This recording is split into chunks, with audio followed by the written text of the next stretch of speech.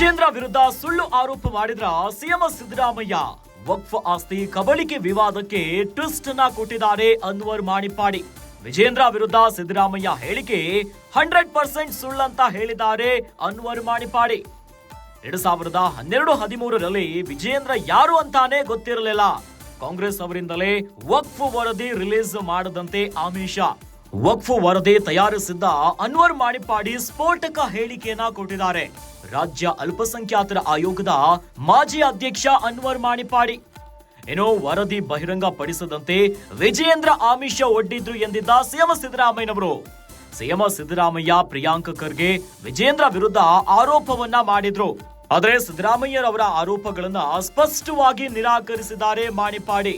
CM Siddaramaiah ಅವರ ಆರೋಪಗಳು ಸುಳ್ಳು ಅಂತ ಟೀಕಿಸಿದ್ದ ವಿಜೇಂದ್ರ. ವರದಿ ಜಾರಿಗಾಗಿ ಪ್ರಧಾನಿಗೆ ಪತ್ರವನ್ನ ಬರೆದಿದ್ದು ನಿಜ, ಆದ್ರೆ ಆಮಿಷ ಆರೋಪ ಸುಳ್ಳು. ಸಿಎಂ ಆರೋಪ ನಿರಾಕರಿಸಿ ಸ್ಪಷ್ಟನೆಯ ಹೇಳಿಕೆಯನ್ನ ನೀಡಿದ್ದಾರೆ ಅನ್ವರ್ ಮಾಣಿಪ್ಪಾಡಿ. ಕಾಂಗ್ರೆಸ್ನ ಹಲವು ನಾಯಕರು ಬಹಿರಂಗ ಮಾಡದಂತೆ ಆಮಿಷ ಒಡ್ಡಿದ್ರು. ಬಿಜೆಪಿಯಿಂದ ಯಾವುದೇ ನಾಯಕರಿಂದಲೂ ಕೂಡ ಆಮಿಷ ಬಂದಿಲ್ಲ ಅಂತ ಹೇಳಿದ್ದಾರೆ.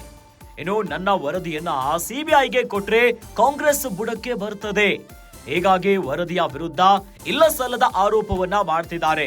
ಸಿಎಂ ಸಿದ್ದರಾಮಯ್ಯ ಆರೋಪ ಸುಳ್ಳು ಅಂತ ಮಾಣಿಪ್ಪಾಡಿ ಈಗ ಹೇಳಿದ್ದಾರೆ. ಕಾಂಗ್ರೆಸ್ ಅವರಿಂದಲೇ ಆಮಿಷ ಅಂತ ಪ್ರತ್ಯಾರೋಪವನ್ನ ಮಾಡಿದ್ದಾರೆ ಅನ್ವರ್ ಮಾಣಿಪ್ಪಾಡಿ. ವಕ್ಫ್ ಆಸ್ತಿ ಕಬಳಿಕೆ ವಿವಾದಕ್ಕೆ ಹೊಸ ಟ್ವಿಸ್ಟ್ ಅನ್ನ ಕೊಟ್ಟಿದ್ದಾರೆ ಅನ್ವರ್ ಮಾಣಿಪ್ಪಾಡಿ. ಅನ್ವರ್ ಮಾಣಿಪ್ಪಾಡಿ ರಾಜ್ಯ ಅಲ್ಪಸಂಖ್ಯಾತರ ಆಯೋಗದ ಮಾಜಿ ಅಧ್ಯಕ್ಷರಾಗಿದ್ದಾರೆ.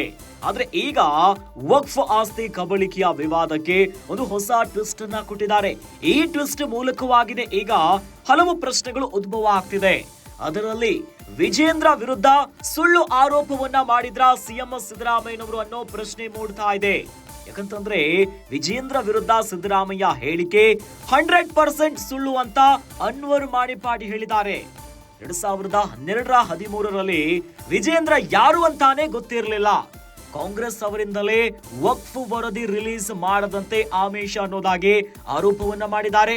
ಜೊತೆಯಲ್ಲಿ ವರದಿಯನ್ನ ಬಹಿರಂಗ ಪಡಿಸದಂತೆ ವಿಜೇಂದ್ರ ಆಮಿಷ ಒಡ್ಡಿದ್ರು ಎಂದಿದ್ದ ಸಿಎಂ ಸಿದ್ದರಾಮಯ್ಯನವರು. ಹೀಗಾಗಿನೇ ಈ ಆಮಿಷಗಳು 100% ಸುಳ್ಳು ಅನ್ನೋದಾಗಿ ಹೇಳಿದ್ದಾರೆ. ಏನೋ ಸಿದ್ದರಾಮಯ್ಯ ಮಾಡಿರುವಂತಹ ಆರೋಪಗಳನ್ನ ಸ್ಪಷ್ಟವಾಗಿ ನಿರಾಕರಿಸಿದ್ದಾರೆ ಮಾಣಿಪ್ಪಾಡಿ. ಸಿಎಂ ಸಿದ್ದರಾಮಯ್ಯ ಸುಳ್ಳು ಆರೋಪವನ್ನ ಮಾಡಿಸಿದ್ದಾರೆ ಅನ್ನೋದಾಗಿ ಹೇಳಿದ್ದಾರೆ. ಜೊತೆಯಲ್ಲಿ ವರದಿ ಜಾರಿಗಾಗಿ ಪ್ರಧಾನಿಗೆ ಪತ್ರವನ್ನ ಬರೆದಿರೋದು ನಿಜ, ಆದ್ರೆ ಆಮಿಷಗಳ ಆರೋಪಗಳು ಸುಳ್ಳು ಅಂತ ತೆಳ್ಳು ಹಾಕಿದ್ದಾರೆ. ಸಿದ್ದರಾಮಯ್ಯನವರು ಮಾಡಿರುವಂತ ಆರೋಪವನ್ನ ನಿರಾಕರಿಸಿ ಸ್ಪಷ್ಟ ಹೇಳಿಕೆಯನ್ನ ಕೊಟ್ಟಿದ್ದಾರೆ ಅನ್ವರ್ ಮಾಣಿಪ್ಪಾಡಿ.